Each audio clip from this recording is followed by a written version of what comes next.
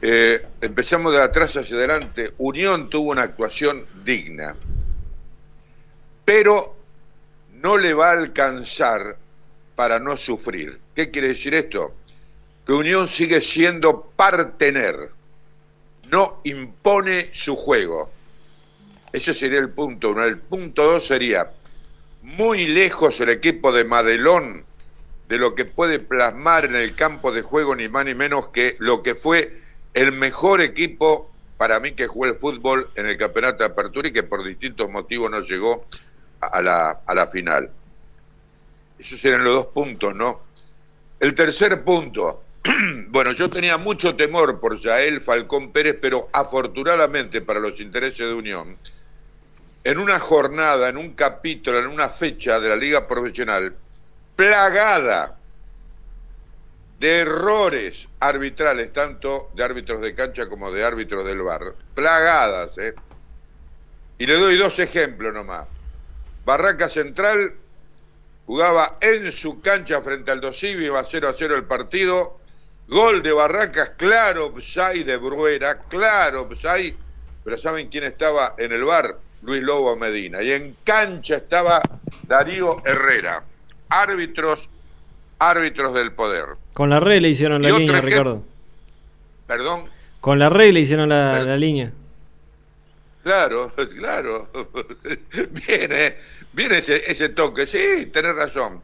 Bueno, y el Kili González, que se quejaba tanto, sin embargo le dieron un gol, el primero, con una mano increíble de shot del jugador Chichor, creo que es, y después vino el gol de Martínez, pero después lo compensaron, ¿no?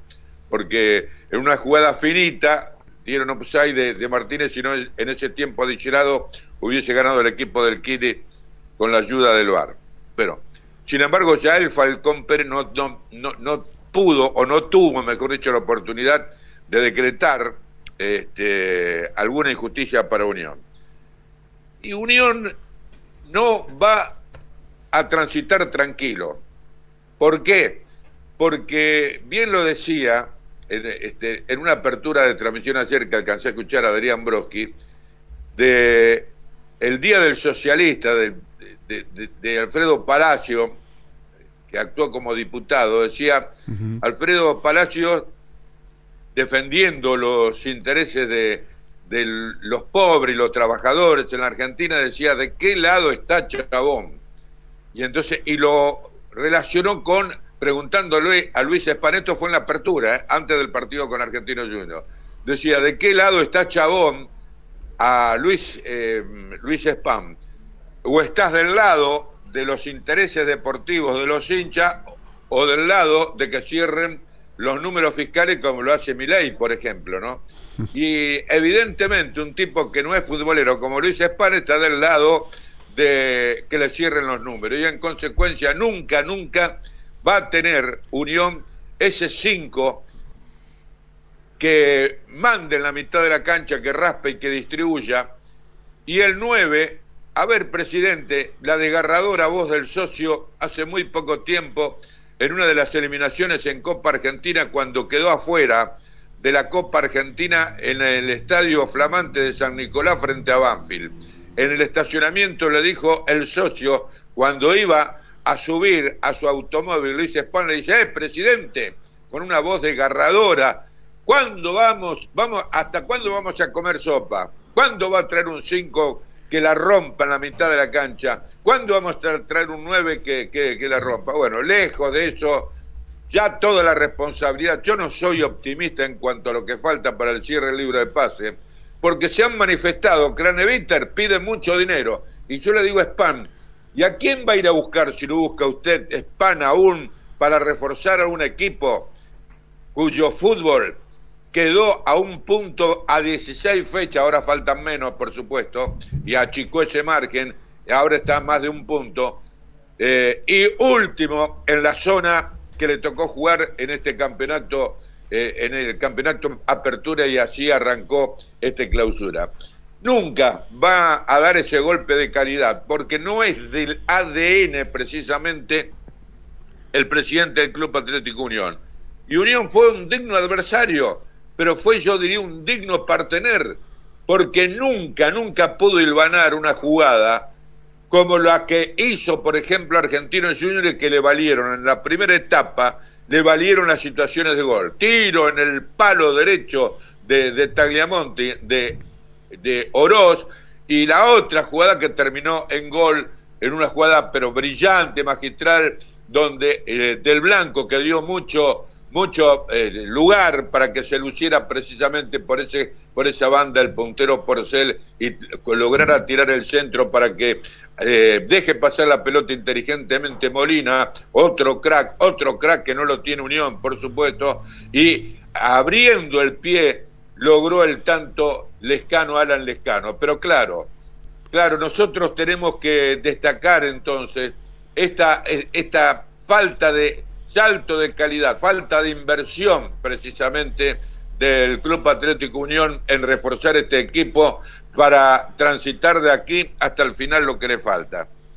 Bueno, nosotros tenemos que destacar también en cuanto a Colón ahora, y yo tengo mala leche aquí igual, en la mano antes para que pases, reiterarle. Antes que pases a Colón, en la situación de Unión, está buena ese paralelismo de Broski, te cierran los números pero haces agua por otros lados, porque sin politizar lo que pasa a nivel nacional, es muy parecido, porque uno dice, bueno, ¿a costa de qué tenés equilibrio fiscal? Bueno, a costa de no pagarle las partidas presupuestarias, no pagarle a los jubilados, acumulás deuda para adelante, se te rompen las rutas. Bueno, así cualquiera tiene equilibrio fiscal. Ahora, si vamos a Unión, te cierra los números, pero no tenés un 9 que haga goles, te falta un medio campo de jerarquía, te falta quizás en la línea de atrás también algún refuerzo importante. Bueno, los números te cierran, pero no generas nada hacia adelante, o sea que no, tampoco hay expectativas de que la cosa vaya mejor. Entonces a veces hay que hacer un poco de inversión,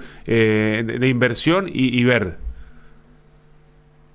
Pero totalmente de acuerdo, querido. Yo hace 16 años que, mirá, yo rompí la imparcialidad periodística cuando, para no traicionar a mi honestidad intelectual, dije que la gente tenía que votar el cambio y no apoyar al oficialismo. Precisamente por eso, porque tengo sentido común y porque además estoy en la vereda enfrente de las políticas de Spahn. ¿Qué quiere que diga al oyente? ¿Que lo apoye Spahn? Estaría traicionando mi honestidad intelectual. Sin embargo, fíjate una cosa, Guille, buena pregunta, buen disparador me diste, porque yo lo critiqué en un editorial que hice, o en varios editoriales que hice, a la falta de aparición. Me estaba defraudando la gente de Pipo Desbó, me estaba defraudando en Cuenta Unionista. Pero ¿qué pasa? Gracias a Gol, a Radio Gol, abrió la opinión de Pipo Desbó, se animó, y ahí entonces yo lo invité, gracias a los colegas de Gol, y me dio la nota, y en la nota le dije, me diste la oportunidad para decirle a Luis Spahn que en un reportaje con Eduardo Rodríguez, nuestro colega de Sol Play, él le dijo lo que antes de las elecciones, lo que pasa es que hay periodistas ensobrados. Y como yo sé que no estaba ensobrado, pero se refería a mí, yo dije, diga el nombre, por favor, Luis Spahn, soy yo, Ricardo Porta, el que rompió la imparcialidad periodística, porque cualquier periodista tiene que ser imparcial, pero yo no, porque primero pongo mi honestidad intelectual que la defienda a muerte, y aposté por el cambio, y este es un cachetazo para usted que dijo que yo estaba ensobrado. Sin embargo, apareció Pipo Desbó, es testigo, por supuesto, Nacho, querido Guille, y bueno, y puso las cosas en su lugar, y apareció entonces la oposición para dar su opinión en relación a cómo se maneja Unión en las inferiores, por ejemplo, muy mal, en cuanto a los primeros contratos fundamentalmente, porque puso como ejemplo instituciones como River, por ejemplo, que cuando aparece un crack, como lo es Mastantuono, no espera que explote, sin embargo le da todas las prerrogativas que tiene para apostar a una futura venta. Y es así como le hizo un contrato excepcional, prácticamente blindándolo a Mastantuono, y así lo hace con la mayoría de los jugadores, o con casi todos los jugadores del primer contrato, una institución como River. Pero bueno, No es la misma política que en Santa Fe de la Veracruz, ni en Colón, ni en Unión, ni en Unión, ni en Colón, porque se le escapan jugadores. Pero bueno, está respondido, ¿no, Perfecto, Guille? sí, por supuesto. Ahora sí pasemos a Colón, que está un poco peor, me parece. Bueno, yo tengo en mis manos, tengo Mala Leche, que es el libro que se ha agotado y Ajá. donde realmente Ricardo Calvo Arrazola, esto lo digo por enésima vez, dejó un escrito, y en el escrito se refiere justamente al día 23 de octubre del 2013, el día de la resistencia colonista.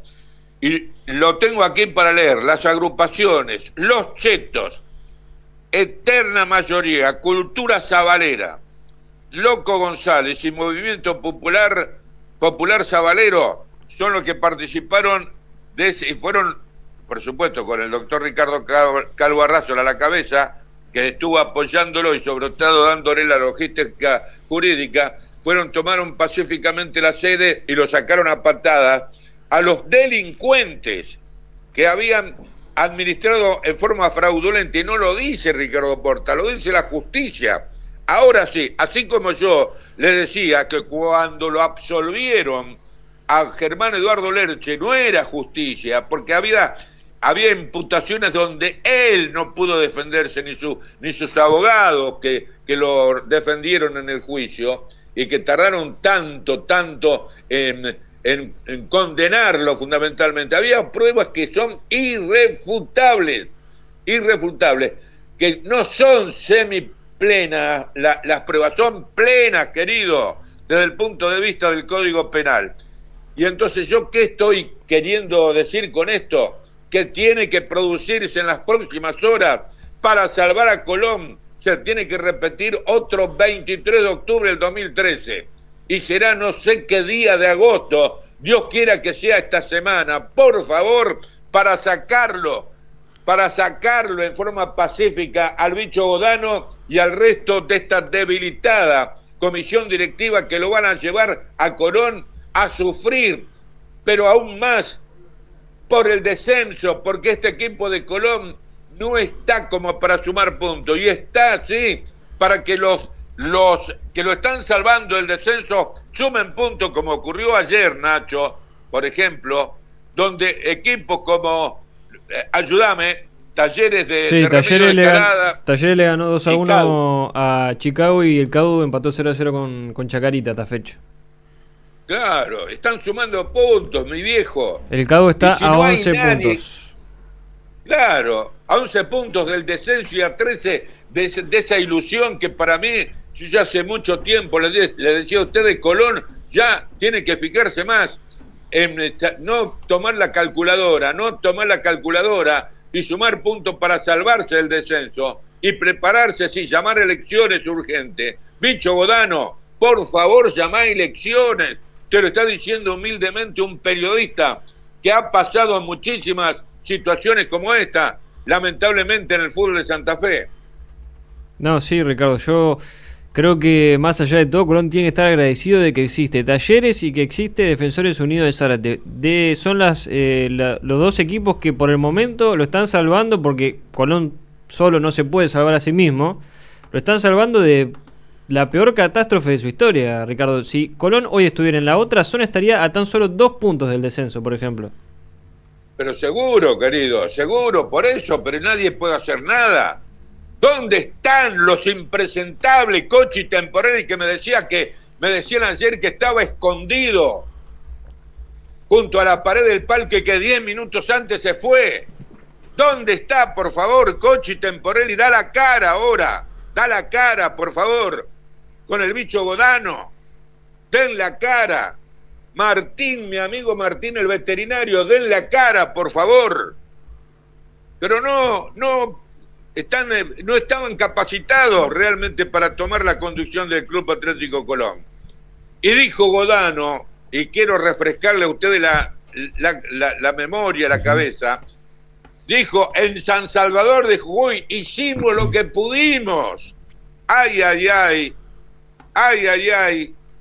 Y claro, lo que pudieron fue entregarle la llave, por ejemplo, a Iván Moreno y Fabianesi, para que se arregle él con todos los problemas del fútbol, y así le fue.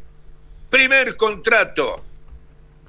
Bicho, vamos a hacerle un contrato por 3 años a Jorge Sanguina, el paraguayo, antes de la revisación médica. El bicho dice, sí, bueno, fenómeno, vamos. Claro, tenía la palabra dada al representante. Eso es lo que no se entiende, bicho, de vos, que sos un tipo tan honorable. Porque al día siguiente le hicieron la revisación y estaba roto en la rodilla, la misma del accidente que había tenido siendo joven en una motocicleta en calle del Paraguay. Eso lo detectaron los eficientes médicos del Grupo Santa Fe. Pero bueno, está todo permitido en Colón. Ya sé los negociados con Proyecta playerfutbol.com.ar que ustedes mismos ingresaron cuando yo les dije, descubrí con una investigación que hice, los compromisos, los jugadores representados de Colón, entre ellos, lo tenía Barreto, claro. Barreto había estado en San Telmo. Cuando lo vio jugar a Curcio, lo habrá visto 1 o 2 veces, le dijo, vos no vas a ser útil, y lo convenció al bicho Godano y a su comisión. ¿Para qué? Para que Curcio vaya a jugar, un hombre formado en las canteras de Colón, vaya a jugar a San Telmo, y de San Telmo venga Barreto, muchachos, Barreto, que no demostró ser mejor que Curcio. Bueno, y así estos errores no forzados los llevaron a Colón en esta ineficaz comisión directiva. ¿Por qué? Porque en diciembre del año pasado, cuando necesitaba un técnico con espalda, un técnico de fuste, lo trajeron a Osela, pero simultáneamente hicieron una conferencia de prensa presentando un proyecto cuando no se sabía en qué división iba a jugar Colón este año. Cuando necesitaban un técnico que tenga espalda, insisto, ¿para qué? Para concretar el ascenso, el objetivo, no. Apostaron a un proyecto y así le fue. No me den más manija, muchachos. No, pues no, porque realmente... Vamos a descansar por hoy. ¿Perdón? Vamos a descansar por hoy así, porque si no nada, es una calecita constante, es como siempre volver al mismo punto, nada más que cada vez más abajo. Como es el círculo de la muerte. Es en círculos, pero el círculo es cada vez un círculo más del infierno. Vamos cada vez más al fondo. Sí. Por supuesto, claro que sí. Ustedes me están dando lugar a que yo comparta con ustedes. Escúchenme una cosa. Me enteré que la figura para la reflexión de hoy tiene algo que ver con Martín Rueda. Y yo una cosa. Manuela, la hija de Oscar Martínez, que es el hombre elegido para esta reflexión, estudió, fue a la escuela con Martín Rueda. No. Vamos, Martín, a compartir esta reflexión del siempre esperado Oscar Martínez por sus reflexiones en relación a la realidad argentina. A ver, la compartimos. ¿Extrañas de la Argentina? Me lo han hecho mucho esa pregunta. Por supuesto, los afectos primeros, los amigos, mis hijas, por supuesto. Pero lo que más extraño de la Argentina es la Argentina que ya no es. La Argentina en la que yo me crié, me formé, trabajé. Esa Argentina extraño. No está. ¿Te da tristeza? Sí. Porque te veo tus ojitos. Sí, me da tristeza, sí. Me da tristeza porque, bueno, en un país con... Yo me crié en un país con una movilidad social ascendente, con un 2-3% de pobreza, que además era digna, no era indigencia. Claro, es verdad. En un país con una de las... La enseñanza pública era modelo mundial. Vino Einstein en el año 57 a estudiar el fenómeno educacional en Argentina. Abolimos el analfabetismo cuando todavía en Europa había países que tenían índices de analfabetismo muy altos. Hegemonizado por una clase media, casi te diría que el 80 o el 90%, como decía Borges, es un país de clase media. Con movilidad social ascendente, con, bueno, una salud pública también ejemplar. Todo eso yo he ido viendo cómo se fue resquebrajando y se fue perdiendo. Qué reflexión, muchachos, reflexión.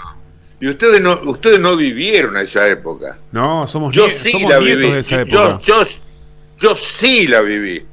Yo viví y coincido en un 100%, coincido con Oscar Martínez, muchachos. ¿Y ustedes qué mirada tienen en relación a esta realidad? Cuéntenme, por favor. Sí, yo pienso muy parecido. Lo que por ahí lo que a mí me pasa cuando miro para atrás es que casi siempre estamos viendo los errores de si fue Macri, si fue Cristina, si fue Néstor, si fue Alberto. Y por ahí si uno va un poquito más atrás, las últimas épocas de esta Argentina que se está relatando fue previo a la dictadura. Entonces me parece que analizar la realidad de hoy sin tener en cuenta lo que fue el proceso de la dictadura y posteriormente los 10 años de menemismo, me parece que es obviar una parte importante de cuándo se fue destruyendo la matriz productiva, la matriz industrial, la matriz educativa. Entonces creo que para estudiarlo y para por fin llegar a un punto de acuerdo, hay que poner todo sobre la mesa, porque ha habido momentos muy delicados, culpa de esos procesos. Después sí ha habido errores, más, menos, pero bueno, y a veces uno lo ve con cierta nostalgia, porque, qué sé yo, cuando uno escucha a nuestros padres o nuestros abuelos contar la Argentina que vivieron, si bien eran procesos políticos complicados, en materia de pobreza, en materia de acceso a la salud y de acceso a un trabajo digno, eso sí te da un poco de envidia. Pero por supuesto, claro que sí. Buen análisis estás haciendo, ¿eh? Yo viví, viejo. Yo viví ese momento de esplendor de la Argentina. Pero, ojo, yo pertenezco a una familia recontra humilde. Yo nací para que ustedes tengan una idea, yo nací en un rancho con paredes de adobe, Guille. Uh-huh. Sin embargo, me fui con mis padres, que fueron creciendo. Mi papá trabajaba 18 horas por día en esa Argentina a la cual se refiere justamente Oscar Martínez. ¿Se dan cuenta? Entonces, nadie le regaló nada a mi viejo, ¿eh? Nadie. Pero había una política donde, bueno, vamos a cortarla acá porque sí, me va a salir el peronismo. No, acá está permitido, acá está muy permitido. Bueno, ya te habrás dado cuenta. Yo a ustedes lo quiero mucho. Ustedes son como esos ratones, viste, que se divierten cuando no está el gato. Obviamente. Debe estar escuchando el gato, ¿no? Aprovechamos, y seguro que sí, está en Buenos Aires, así que seguramente que sí. Aprovechamos, así que nada, Richa, te mandamos un abrazo grande y nada, siempre renovamos la invitación para cuando quieras, te pagamos el Uber y te venís acá. Bueno, yo lo estoy esperando a ustedes dos aquí, pero obviamente, bueno, eso está pendiente. Esa sonrisa que estoy viendo